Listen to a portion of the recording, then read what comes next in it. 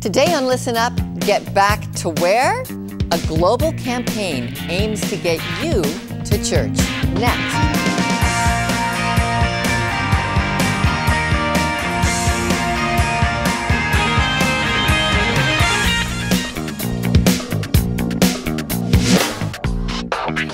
Welcome to Listen Up. I'm Lorna Dueck. Ever been to church? Would you go if you were invited? That's the point of a new international campaign called Back to Church Sunday.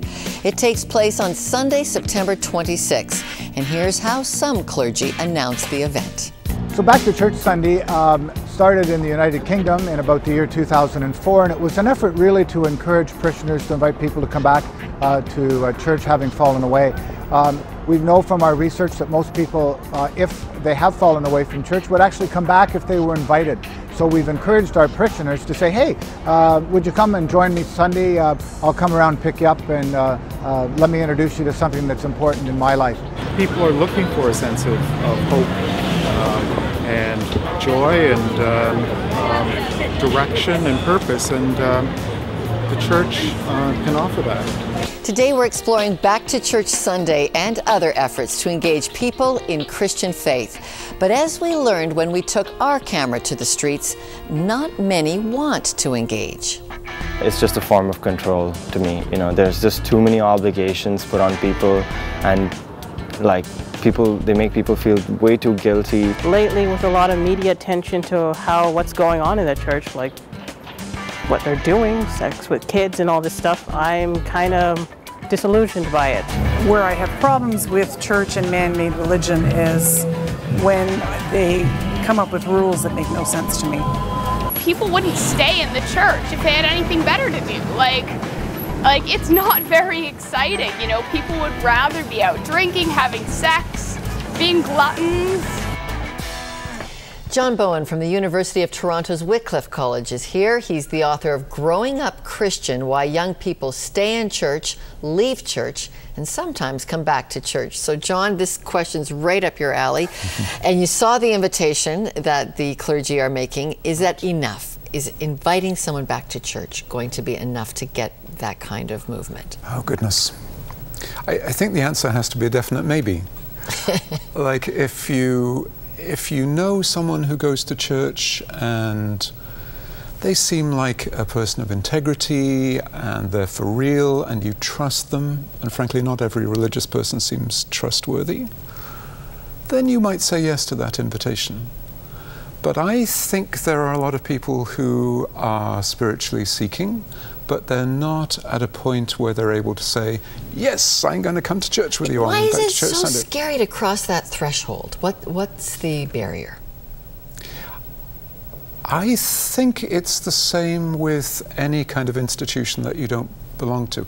Okay, this is just me being honest, but I've been saying for years, I need to go to a gym. I haven't done it.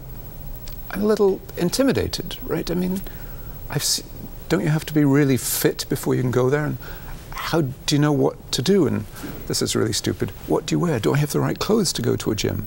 Let's talk big picture, the value of a robust church life in Canada. Yes. What does it contribute to a nation?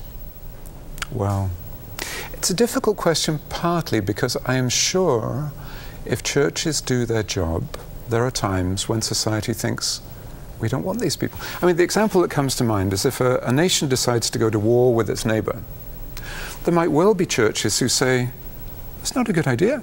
We shouldn't be going to war. And the society as a whole is likely to say, why don't these churches just get behind us? This is what we're supposed to do. Why are they complaining? So there are times when a society might question the value of churches. But I think if you look at Canada as a whole, the number of food banks and outreaches to people on the streets and the amount of charitable giving and youth groups and young people going on missions to learn to help other people, if you pull those all out of Canada, well, one commentator says it's a little bit like the rainforest. I mean, for decades we thought it's just trees. Of course people can take these trees away, it doesn't matter. And now we're saying, no, the ecology of the planet depends on the rainforest. I think something the same is true of churches, not least in Canada, that there is more of the ecology of our society that depends on churches than maybe we give credit for. What are the reasons you found for why people are leaving church? Of the people I heard from, probably 50% of them talked about disillusionment with the church. What does that word mean? Yeah, it means a number of things. Some would say they would preach one thing and do something else. Some would say they would talk about grace, but actually they were incredibly legalistic. Christian faith was just a matter of following a lot of rules. Church was boring, church was irrelevant. I messed up my life and they rejected me instead of taking, just all sorts of things. And what works to go back? What would, your book has studied Yeah. the temporary detours and when people went back in. Tell us some of those reasons. Well, one thing that actually took me by surprise was the number of people who said, the number one reason I got back in was that I felt that God was giving me a nudge. It'd be interesting to know how many viewers would identify with that. Some of it was very dramatic. One person says, I was at a friend's funeral, I was driving home, and I was screaming and shouting and swearing at God, and God talked back. This is not a person who generally hears God talk, but that was the beginning of a detour. Someone else said, I didn't like the person I was becoming. Sometimes it's a much simpler thing. They move to a new city, meet up with a friend, there's the invitation thing again, and they go to a church that is much better than the one that they left behind. All right. Dr. John Bowen from Wycliffe College, thank you very much. And when we return, one of Canada's leading religion writers investigates Christianity. His insights later in the show, but first we took our question about why go back to church to the religious question master, the Alpha Course. So Sheila, what do you conclude when you see the skepticism people have about investigating Christianity? I am not surprised. In fact, I can understand where people are coming from when they are very skeptical. But I think it's a great opportunity then to use that skepticism to propel them forward to consider faith issues. So questions are good? Questions are always good. All right, we're going to be back with what some of those should be and how to pursue them after this.